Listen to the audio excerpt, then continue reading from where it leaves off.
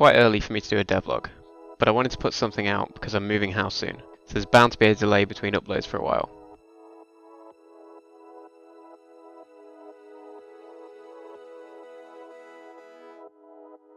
What you just saw was a new enemy, which I currently call fung sprouts. They're tree stump-like beings that have poisonous mushrooms growing out of them. Walking into one of these creatures will cause the player to take damage. You must make sure to watch out for their dance, where they shake their mushrooms, and release spores into the air.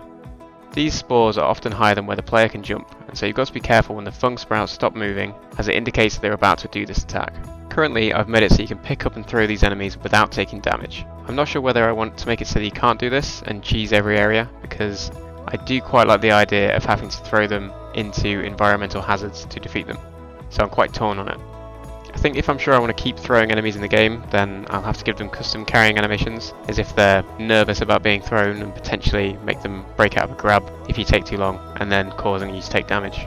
I do quite like their designs, although every time I add new art into the game, I start to compare it to the player's art, and it's hard to know what fits well and what goes with the style now, particularly because the player has no eyes and no mouth, and these enemies do, so it might be something that I need to think about. I also went ahead and started to create an ice area. So this is just in the art at the moment, but as you can see by the zone, it's basically a snow and ice version of the original, and it also has blue flames, so I quite like the idea of having different flame colours based on the area you're in, and I've also got a few ideas for enemies for this area that I'm going to share later.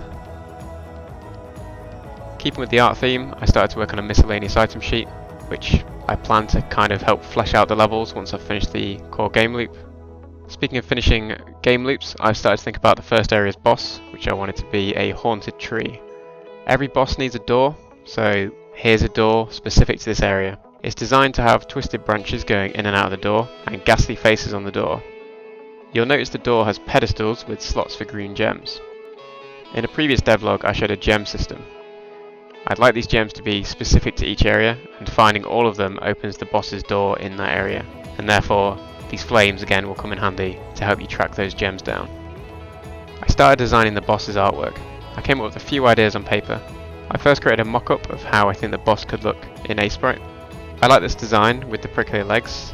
I had a few ideas while designing the boss, such as what if the boss had stretchy vine-like limbs, and what if the areas of the boss's body would change red for the plants sending out signals to different parts of its body. I also tried out having the vines work from one of my previous rope prototypes, this being Verlet integration, however you say that. It wasn't really what I wanted for this boss after messing around with it, though I think it'd be really cool to have a flying phantom-like enemy that uses Verlet integration, so you can see me messing around with how that would look with the ropes or potentially cloth if it was a phantom flowing around. I think it looks quite nice. Once I decided I wanted to go with manually animating rather than using Verlet integration, I started to animate attacks. I decided I wanted the boss to be able to push itself up with its stretchy arms. From this point, it can either do a drop attack, which would fire debris into the air when it lands, screen to fire out homing projectiles, or grow legs and teleport to another location. If the boss decides to go back down to the ground or drop attack, it can then slam the ground to create vines with its hands. These will damage the player if they come into contact with them. I did also think about doing a walk cycle, though it seemed like a nightmare on this design. I have a rough concept for how the boss will be introduced and the boss's attacks, so hopefully I'll be able to get some more progress on this boss soon.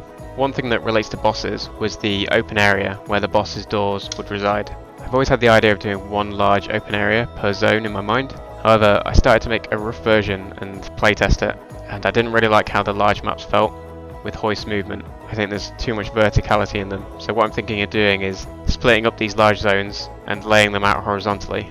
So it's just as if they were separate rooms but without the loading transitions, and I think that plays a lot nicer. I think this was down to a problem with offering the player too many choices in direction at any given time. It was just junction after junction after junction. Going off of the previous video, I've added water trails and bubbles. The water trails are a bit trippy at the moment. I did try out conventional trails as well, but this seemed to be the better of the two. And I need to see whether I can space out these ripples a bit more to prevent hypnotic style rippling. It'd be cool if I could get a distortion effect, but I'll need to spend some time to figure out how that would work. And of course it wouldn't be a devlog without a few bugs.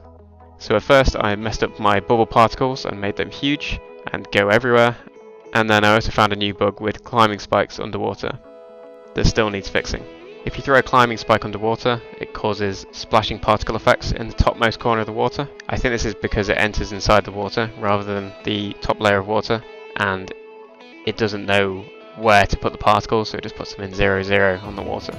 I've also created a Discord server if anyone has any ideas or wants to get in touch. It's just a basic server at this point, but it's a start point, and the link's in the description. Thanks for watching.